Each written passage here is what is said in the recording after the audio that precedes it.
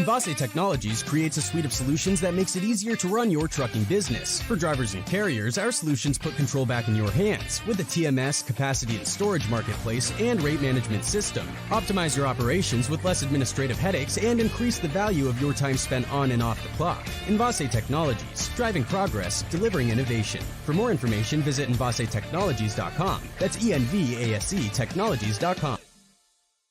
Hey, supply chainers, wherever you are in the world, this is Sarah Barnes-Humphrey with you today. Are you ready? Let's talk supply chain.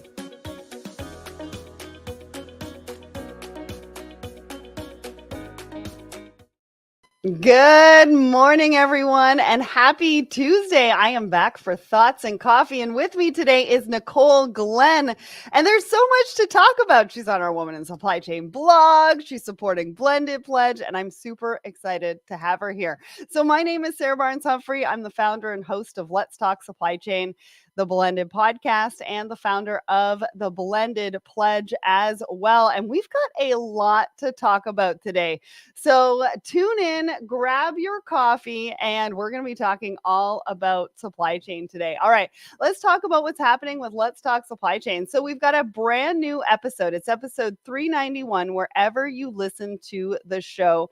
It's also on the Let's Talk Supply Chain YouTube and over at letstalksupplychain.com. And I talked to John from STI about gaining supreme power over your supply chain. Now, you're not going to want to miss this one because he dives deep into the technology and how it is enabling the world's most efficient supply chains and what you need to know, what you need to be thinking about for 2024, especially when you're thinking about your technology and supply chain roadmap. So definitely go over there and check that out. And actually, I forgot to mention our show sponsor. So let's do that right now. Are you ready to find your tribe? Well, if you are struggling to find a supply chain community of like-minded professionals where you can level up, network, learn about best practices from experts in supply chain, professional development, and marketing, look no further. We created the Secret Society of Supply Chain to provide a safe space, a community for everyone in supply chain. We offer unique opportunities for everyone to connect and grow in our 3 distinct value-packed communities: the Supply Chainers, Woman in Supply Chain, and the Creative Room.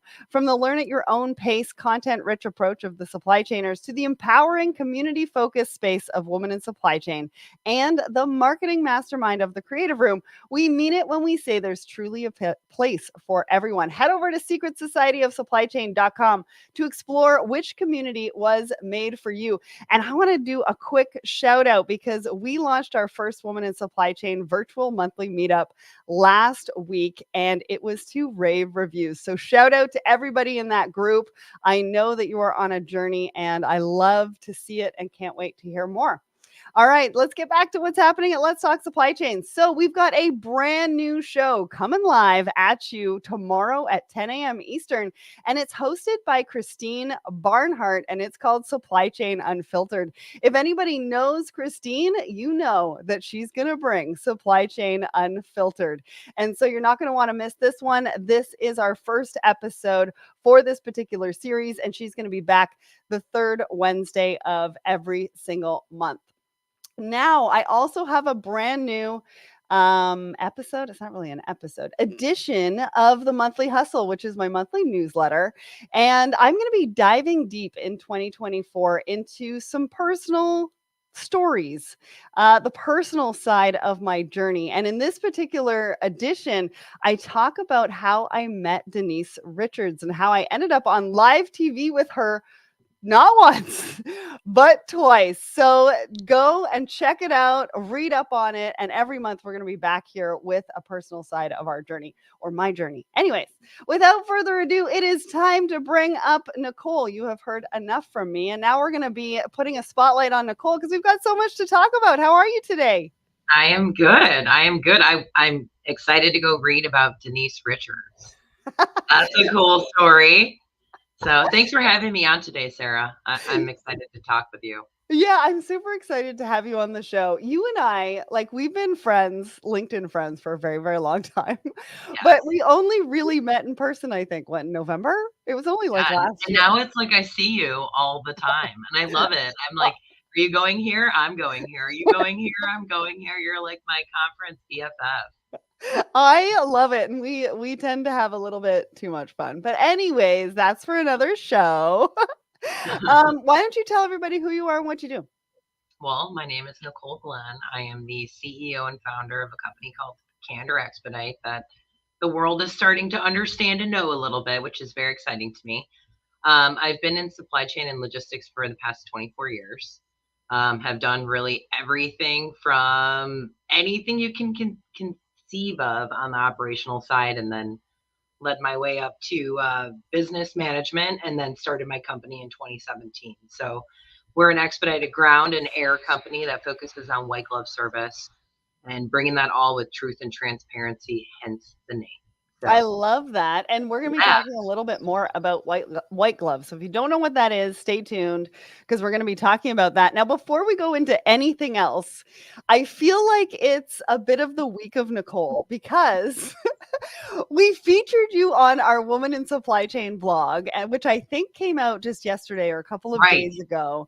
And if anybody doesn't know about our Woman in Supply Chain series, we feature a woman on the podcast and the blog every single month. And we couldn't do it without the sponsors.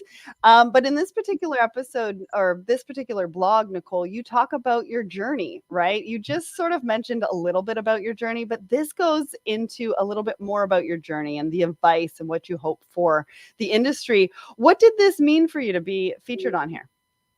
I mean, anything that gets a story out that can impact people to either take those next steps in their career or realize that they're not alone, right? I feel like we all have these thoughts of this imposter syndrome or not wanting to feel vulnerable. And so I think that's required from people that have been in the space for a long time to show you're not alone. You can overcome your obstacles.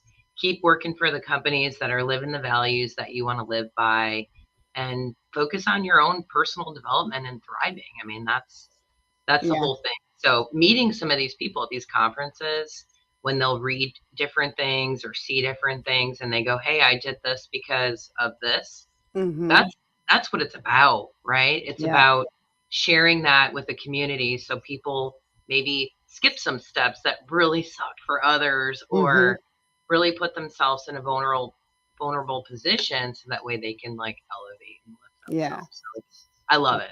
Well, and it's the power of impact, right? It was one of the reasons why I decided to share a little bit more personally on the monthly hustle for 2024 is because if you can just sort of help somebody not go through some of the challenges that we went through, you know what I mean? That's a win because I don't want to see anybody go through some of the challenges that I've been through. I mean, if you don't have to go through that, all the power to you, right? Right. Right. And then the other thing that I want to mention, and here's another amazing picture of you, is that Candor Expedite is now a corporate sponsor of the Blended Pledge. Now, if anybody doesn't know what the Blended Pledge is, we give away grants to cover travel expenses so that diverse voices can say yes to speaking engagements. And we couldn't do that without corporate sponsors or donors to our GoFundMe page as well. We've given away, I think, 6 grants. We are on the path to give away more grants. If you have a speaking opportunity and you need help with travel, please go to the blendedpledge.org and apply because we definitely want to help you with that. Why did you decide to be a corporate sponsor for Blended? Well, for me, it's been watching, some of the women in my team. We had Alana Long. She got to go speak at Women in Trucking, and I saw how she responded to that opportunity. It scared the hell out of her first when they accepted her her idea to speak, right? Her topic. But then over the course of a couple of months, she got her stuff together. She was ready. She was excited. And I watched her come back, and it creates this sense of confidence. It just feels good to do that and overcoming these fears and phobias that we have. Yeah. And so that was just one little thing, and then we had dinner. You and I had dinner with a group of people, and you had brought a person. Was it Lisa Jones? Is that her name? Yes. Yes. And she had been one of the people that it had sponsored, and it got her to a conference. And I got to hear her firsthand explain what that meant to her. So I was like, if I can give anything towards that and get someone on a stage or get someone at a conference to assist, I mean, more power to those people to have that experience, because it can be life-changing. You might meet someone who changes your entire trajectory on where you're Yep. headed. And You so never know. anything, that power of impact word that you said, that little Yeah. statement, it's part of it. And I think we really need to recognize that companies can't always either do that, they're too small, or they don't have that emphasis on this. And it gives people a platform to get out there and, learn and thrive. So it's Yes. So thank you so much for being such a supporter of Blended Pledge. Head over to the Blended Pledge LinkedIn page as well. We literally just did a video with Sophia, who was at Manifest, and she was a grant recipient as well. And so we're looking to create way more impact this year. And of course, we can only do that with people like you, Nicole. So thank you so much. All right, let's talk about, and let me know where you're tuning in from in the comments. Let us know where you're tuning in. If you have any questions, if you have any comments, we want to hear from you. So let's get to the poll of the week. So we ask everybody a question every single Wednesday morning across the Let's Talk Supply Chain LinkedIn and Instagram. Now, this question was, what's a superpower you wish that you had? 45, is that 45? Let me look at that. 46% of you said time travel. 31% of you said teleportation, 12% of you said invisibility, and 11% of you said flying. Nicole, what do you think about this, and which one would you choose? Or if there's one on the list that maybe what I you would always choose. thought about. I always thought it'd be great to have the ability to freeze time. So not necessarily time travel, but freeze time, and then I could tap anyone I want on the shoulder and we unfreeze and we can go do whatever we want. I always thought that would be an awesome superpower. So I guess it fits in the time travel quadrant, It kind of but does. Yeah. it's got a little spice to it. I love this one. I think flying was one of mine because then I could get to places a lot quicker and I could probably get more done in a day. You might have some weird arms though. I know. I Squirrel know, right? Or arm. cape at least. Some cool cape, right? That helps me fly. So Monica says, I'd love to be invisible and hear things that I'm not supposed to hear. Leah says, going back in time, buying that stock, then hot footing it back to this time so that they can relax. I mean, that's perfect idea. Go Leah. I'm on your boat. Right? Those lottery numbers, eh? Yep. All right. So thank you so much to everybody who weighed in on the question of the week. We'll have another question for you tomorrow morning. Now, before we get into our articles, Nicole, talk to us a bit of a market update. You're in sort of the delivery, trucking, last mile space, which we're going to get into a little bit more. But I'd like to get a sense of where the market is. Like, what are your customers sort of talking about, asking you about? What are people concerned about in your space of supply chain? Well, I mean, it's touching all of supply chain. I mean, the biggest things, the buzzwords that we're hearing consistently are sustainability. A lot of companies have this emphasis right now in a down market. I think it's a great play, right? So you're in a down market. We are in a down market too, as a company. So it's a great time to go, hey, you want to work with us? Here are some of the initiatives that we have to focus on. So Right. sustainability has been a big push for us with some of our clients. And I think we're still going to see a down market for a little while. I had this prediction in December and like June. That's when everything's going to kick up.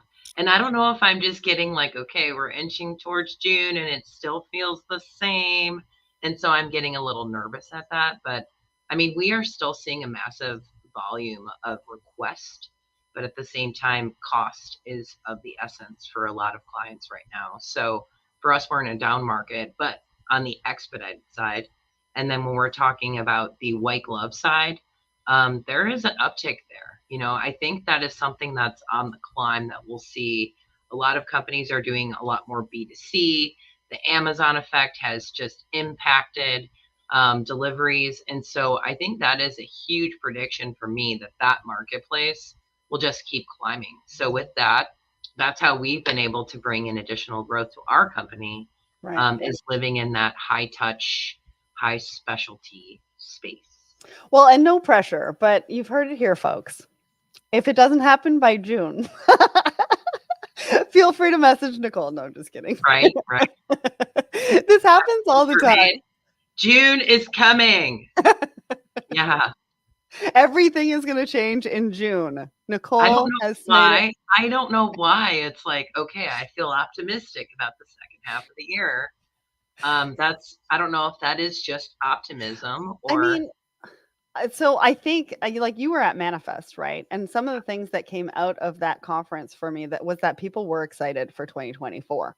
And so talking about your prediction for June, I just feel like everybody is sort of thinking that way anyways. Did you feel that too coming out of Manifest? Yeah, it's the only thing I'm really concerned about, and I've talked to some shippers about this, is a lot of RFPs went out in December, January, right? And the marketplace is very, very low at this time. Mm-hmm. So I've been challenging some shippers going, hey, with a year-long contract, because I do think of this uptick coming. I'm like, what are your contingency plans? What are you thinking about planning when tender acceptance starts, declining? What are you going to do at that time? And so it's been interesting to get some of the feedback from some of the shippers due to the pandemic. They're going, hey, we have more flexibility now. We're willing to renegotiate. We're willing to talk to our solid providers, ocean, air, ground, if they're bringing the service and they need that uptick in their pricing to bring success to the organization. So I think some of the shippers are now starting to have a little bit of fluff in their forecast, just allowing for that instead of what we experienced in the past. So I think it's interesting this next year to see how does it balance out, and then really who lived in that forecast model of, hey, this probably will go up somewhat. Yeah. And I think it's exciting to see what happens. And how did it work out? It worked, right? Changing supply chain in the way that it's worked. So I'm excited to see that. Well, one of the things about supply chain is, I don't know about you, but I keep hearing the word AI all over the darn place. I almost swore there. All over the place. So I decided to grab this article from Supply Chain Dive, and this came out of a conversation in Manifest. And so Schneider is using AI to eliminate maintenance across their conveyor systems in their smart warehouse. And it's helping them to stop the jams, which was costing them hundreds of thousands of dollars in labor time and delivery performance, and it's making it more predictive. Now, when you saw this particular article, what did you think? Because I've got some thoughts on this, but I want to hear your thoughts first. Well, I think that it's allowing people to understand what AI is really about. I feel like the common person thinks AI is truly ChatGPT and writing a sales email or giving a formula that they need. AI is impacting everything. It's going to be folded throughout everything that we're doing. I've heard Bill Gates, he literally said in an article, he went, well, I think my company of Microsoft will ultimately be obsolete with email and different things in the next 5 years, because eventually AI, the speed of where it's going, will be able to be like, oh, you need to send this email. This happened, or you need to send this message. You need to do this.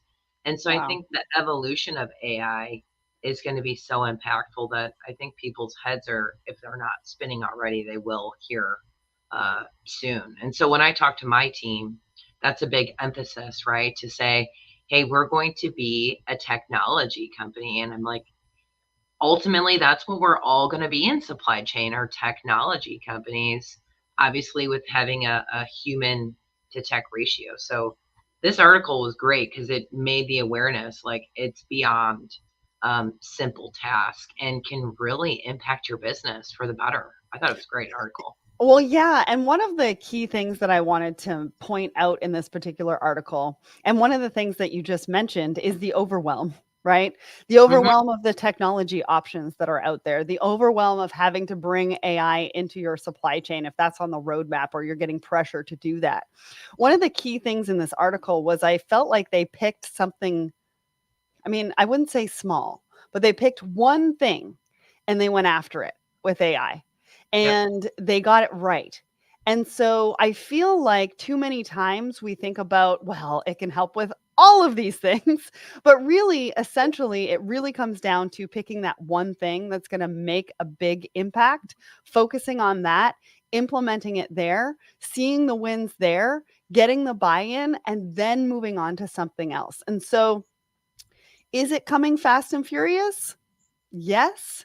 But at the same time, I think we need to slow down and figure out how we're going to use it before we start creating massive chaos. I mean, I agree with you. And I think the emphasis for even Schneider, when they see that success, they're going to probably look throughout their entire business and go, what else can we make an impact on, right? So that's the thing too, Sarah, is like after the success comes from it, still staying diligent to like, knock one thing off the list instead of going, hey, this worked. Let's try to plug it in everything that we've ever done to make these changes. So yeah. That is a good point. Start with one thing, but then don't go to 25, right? All at once. Right.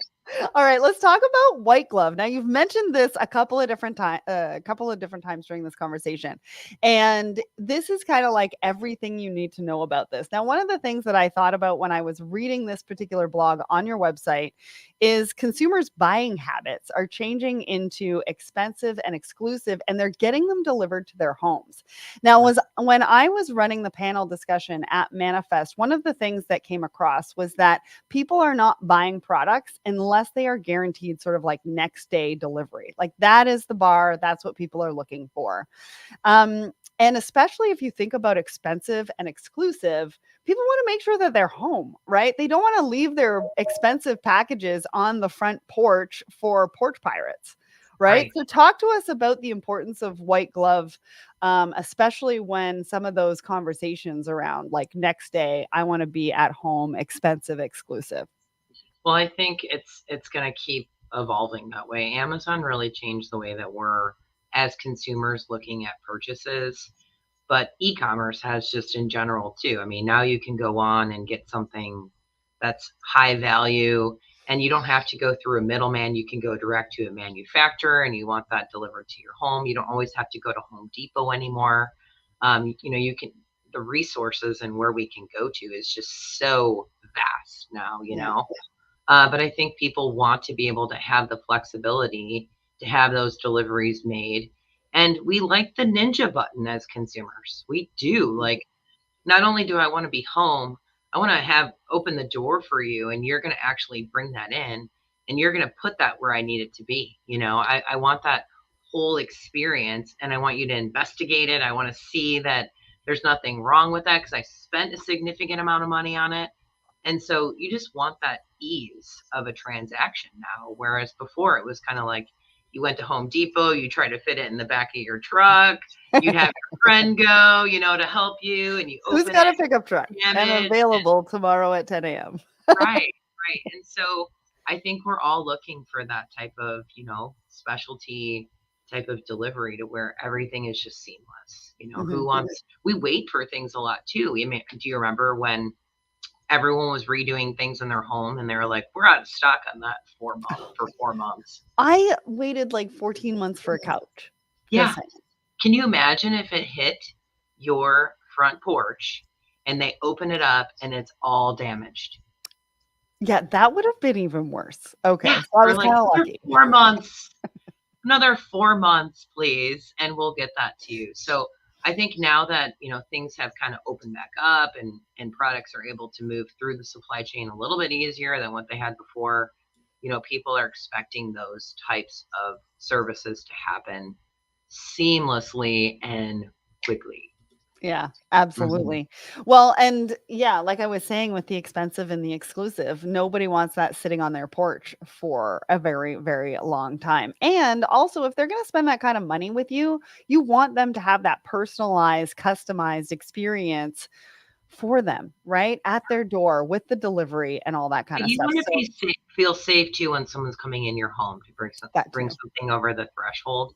So I think the importance of that too is emphasizing the professionalism of the drivers, their appearances, and even the way that they speak to the customer. So before it used to be, a sales rep and they made that delivery and blah, blah, blah. Now the customer experience goes all the way through the delivery at the home. So even though they're outsourcing that with the company, right, it still represents the manufacturer. Yeah, and it's a brand. That's a big emphasis when a manufacturer is doing that to really validate, set the expectations for their white glove service providers, uniforms, friendly, and then just get that customer service feedback. Like, how was that for you? Because that will make or break you now, for sure. Well, and make sure that you partner with somebody that's going to take that feedback and put it into action. All right, let's talk about our last article. So this article is Women Leaders Weigh In on How to Move the Needle in 2024. So I'm going to give you a couple of stats. So in 2023, McKinsey interviewed, I think, 27,000 employees, 270 senior leaders. 23% of women were C-suite. 6% of that was women of color, and 40% of that was manager role. Now, they interviewed a few key people in this particular article about what needs to change in 2024 so we can move the needle. Some of the things that came out of this is that women are frustrated because they do the work, but they don't get compensated for it and they don't get the title. So I think we need to be a little bit more aware and a little bit more intentional about how we are moving through the company and what people are doing particular roles. They were talking about flexibility, bias, and that we need to see more representation at the top. What did you think about this, Nicole? What I always think about this, I encourage women to start understanding how to host these crucial conversations. Really understand their ability to negotiate, because if they're going to do the work and then not ask for that ask outrageous is the most important part, is understanding what your value is and asking those questions. There's so many different tools and resources that you can go to start learning how to host those crucial conversations. I think we carry this like weight upon ourselves where we're like, well, I know I'm doing the work, but I still have a lot more to learn. And maybe I'm not worth that value yet, but I will be. And so I think it's really mapping out, looking at what jobs are paying. We have so much tools at our disposal to see like, what does that role pay, and utilize that negotiation. Because I did a lot of research on the negotiations of women. And it's very low. So even when job offers are put on the table, say it's a $45,000 to $55,000 sway that they'll list, they'll go, hey, this job's paying $45,000, and a lot of women will tend to go, I'll take it. Where men will go, hey, I need 60,000. I know it says 55, but I need 60.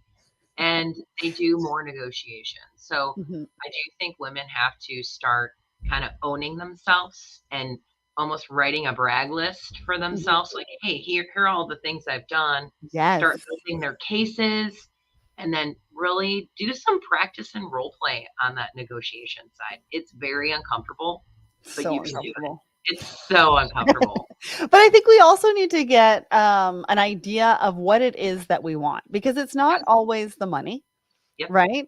Sometimes it is the flexibility, right? The flexible hours, working from home, different things like that. So we also need to figure out what that looks like for us when we go into that negotiation. Maybe it's part money, maybe it's part flexibility, maybe it's, the hybrid option when everybody else has to be in the office, and really understanding what that is for us when we go into it. Now, one of the comments that was made was that the boys club is still around, but it's underground, which I thought was, very eye-opening. And then the other person said, be careful we don't encourage divisiveness as well when we're talking about diversity and inclusion, when we're talking about moving the needle forward for women, et cetera, et cetera. So a lot to sort of consider. There's still a lot of work that needs to be done. But like you said, peer cohorts, there's a lot of opportunities within organizations. We've just launched one. There's a couple of other ones that are out there, especially for C-suite as well. And so there's a lot of different ways for us to be able to come together and talk about it, but really put the work in to move the needle forward. And I think if everybody's aware, and that's why we talk about this a lot, awareness, being intentional of your everyday and just sort of figuring out what that looks like for everybody on your team, I think is really, really important. All right. So now just before we go, I just want to let everybody know where we're going to be. So of course, at 10 a.m. Eastern tomorrow, we are launching Supply Chain Unfiltered, hosted by Christine Barnhart. And you are not going to want to miss this conversation. Great. I know. She's great. Yes. Go and click the attend button, even if you can't attend live, and I will send you the recording. I've got a webinar coming up, how data accuracy drives efficiency at Aeronet worldwide. Now, this is going to be an interesting conversation about what is working within a forwarder and a 3PL. You're not going to want to miss this one. Go and register now. And then I've also got another webinar with Reveal and Supply Chain Brain for parcel shipping in style. And we're going to be talking about a case study. So go register for that. And then TPM, I'm going to be live at TPM for TPM TV. I'm also going to be on stage March 3rd through 6th. So hopefully I'll see you there. And if you're there, come and say hi. Nicole, thank you so much for coming on the show. We really, really appreciate you and all your insights. So thank you for having me. Thanks, everyone.